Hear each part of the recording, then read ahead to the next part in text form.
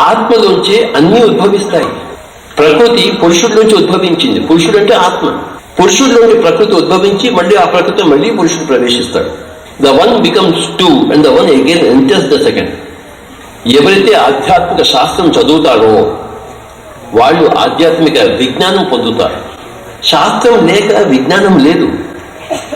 శాస్త్రం చదివితేనే విజ్ఞానం వస్తుంది.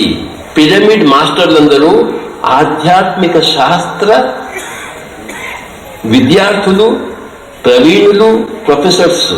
We are students of spiritual science. We are masters of spiritual science. We are professors of spiritual science.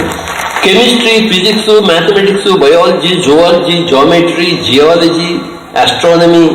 ఇలాగే spiritual science is the most important science. మనం అందరం అదే చదువుతున్నాం. అన్ని పుస్తకాలు ఉన్నాయి, అన్ని spiritual science. Torkom Saraydarian, Lobsang Rampa, Annie Besant, లెట్పేట చిన్న రాజదాస, Swami Rama, Yogananda Paramahansa, Richard Bach, Carlos Castaneda, DT Suzuki, Alan Watts, Barbara Marciniak, Barbara Hand Clow, లెక్కలేంతమంది స్పిరిచువల్ సైంటిస్ట్ ఉన్నారు భూమండలంలో.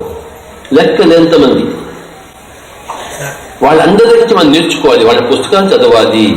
ధ్యానం ఎంత ముఖ్యమో స్వాధ్యాయం అంత ముఖ్యమో. You must read, you must read, you must read, you must read, you must read, you must read.